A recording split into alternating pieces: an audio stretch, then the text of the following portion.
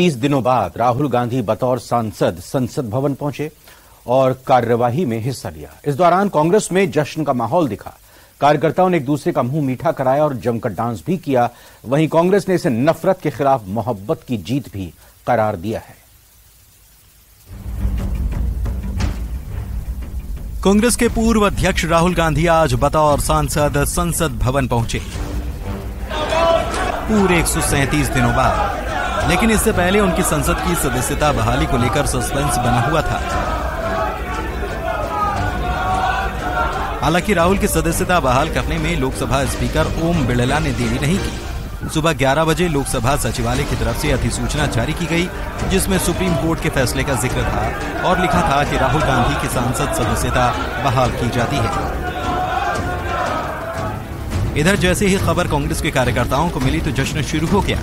अधीर रंजन चौधरी ने जहां कांग्रेस अध्यक्ष मल्लिकार्जुन खड़गे को मिठाई खिलाई, वहीं कांग्रेस समर्थकों ने 10 जनपथ के बाहर ढोल बजाए और डांस भी किया। वहीं राहुल गांधी की संसद सदस्यता बहाल होते ही कांग्रेस की तरफ से संसद सदस्यता बहाली वाला नोटिफिकेशन शेयर करते हुए लिखा गया, ये नफरत के खिलाफ मोहब्बत की जीत है। देखिए, ये तो होना ही था। सत्ता पक्ष वालों का डर था, जिसके कारण जो डिस्क्वालिफिकेशन हुआ था वो गलत हुआ।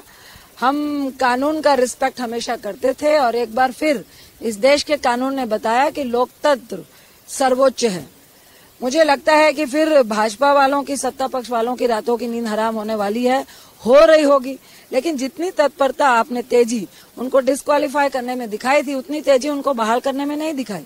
मैं तो कहूंगी कि जितनी तत्परता आपने उनके घर खाली करने में कराई थी, क्या उतनी तेजी से आप उनका घर बात सम्मान के साथ वापस करने वाले हैं? और मुझे पूर्ण विश्वास है कि कल नो कॉन्फिडेंस मोशन में एक बार फिर सत्ता पक्ष वालों को हमारे प्रश्नों का, राहुल गांधी जी के प्रश्नों का जवाब देना पड़ेगा। 2024 में ये आ गए, इनका स्वागत है, इनकी और आनंद आएगा। इनके आने से हमेशा आनंद रहता है। नहीं, आनंद आएगा, उसमें और आनंद, पूरा देश आनंदित होगा। देश आनंदित होना चाह रहा है, सावन का महीना है, आनंद होना चाहिए।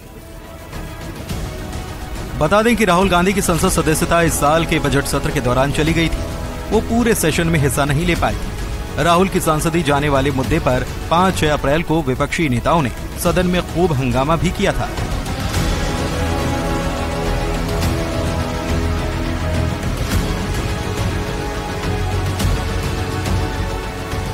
दरअसल ये पूरा मामला राहुल गांधी के बेंगलुरु में एक बयान से जुड़ा था। राहुल गांधी ने 11 अप्रैल 2019 को बेंगलुरु की एक सभा में मोदी सरनेम को लेकर बयान दिया था। इसके ठीक 2 दिन बाद 13 अप्रैल को गुजरात बीजेपी विधायक पुनेश मोदी ने बयान पर शिकायत दर्ज कराई और 6 मई को मामला सूरत सेशन कोर्ट पहुंचा था। इस साल 23 मार्च को सूरत सेशन कोर्ट ने राहुल गांधी को 2 साल की अधिकतम सजा सुनाई थी, जिसे गुजरात हाई कोर्ट में चैलेंज किया गया। लेकिन हाई कोर्ट ने 7 जुलाई को सुनाए अपने फैसले में सजा को बरकरार रखा था, जिसके बाद मामला सुप्रीम कोर्ट पहुंचा और 4 अगस्त को कोर्ट ने राहुल गांधी की सजा पर रोक लगा दी। सुप्रीम कोर्ट ने कहा कि जब तक राहुल गांधी की याचिका पर सुनवाई पूरी नहीं होती, तब तक दोष सिद्धि पर रोक रहेगी। Bureau report, news 18।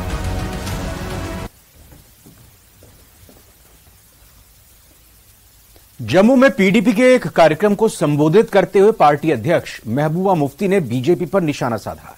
उन्होंने धारा 370, बेरोजगारी, गैर स्थानीय लोगों को फ्लैट आवंटित किए जाने समेत कई मामलों पर सवाल खड़े किए। महबूबा मुफ्ती ने चीन पर केंद्र सरकार की खामोशी पर भी सवाल पूछा।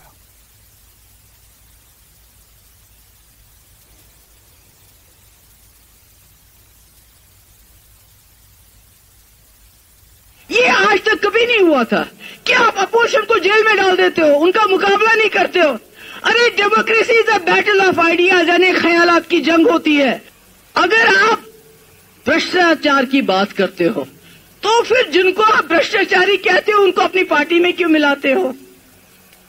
जम्मू के लोगों, आपके सामने मैं भी हूं,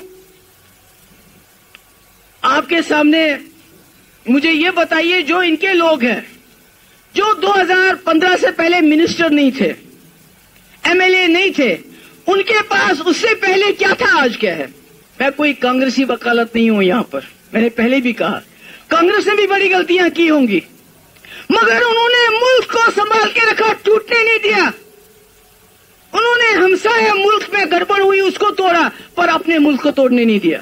जो मणिपुर से लेके हरियाणा तक हुआ है, ये पूरे मुल्क के अंदर हो जाएगा और इसका शिकार सबसे पहले जम्मू हो जाएगा, क्योंकि इनके पास आपको देने के लिए स्मार्ट मीटर है, शराब की दुकानें हैं, बाहर के ठेकेदार जो आपका काम ठेकों पे लेते हैं, बेरोजगारी है, करप्शन है, महंगाई है।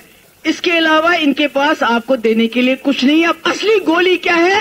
हिंदू मुस्लिम, हिंदू मुस्लिम, हिंदू मुस्लिम। और बदकिस्मती से कुछ ऐसे यहां पर लोग हैं जो उसका प्रोपगेशन करते हैं। बाकी में जम्मू कश्मीर में सतर्क सुरक्षा बलों ने पाकिस्तान की एक और घुसपैठ की कोशिश को नाकाम कर दिया। पुंछ जिले में सुरक्षाकर्मी ने घुसपैठ की कोशिश को नाकाम कर दिया है।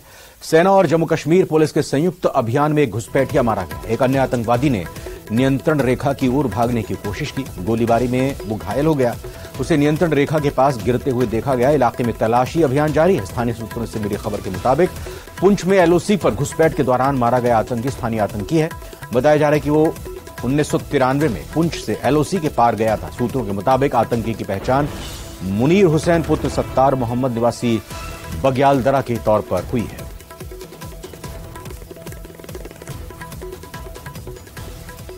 मीडिया में विदेशी फंडिंग पर बवाल मचा हुआ है। बीजेपी विदेशी फंडिंग के विरोध में उतर आई है, जिस पर केंद्रीय मंत्री अनुराग ठाकुर ने कांग्रेस पर बड़ा हमला बोला है।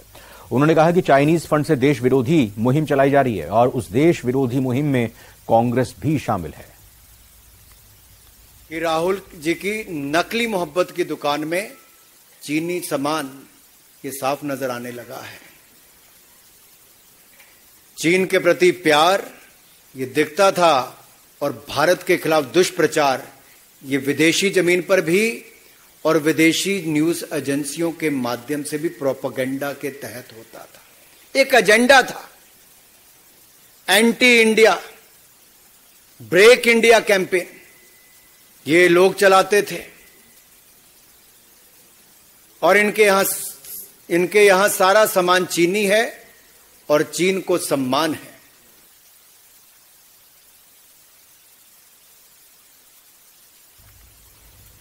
फटाफट अंदाज में 25 खबर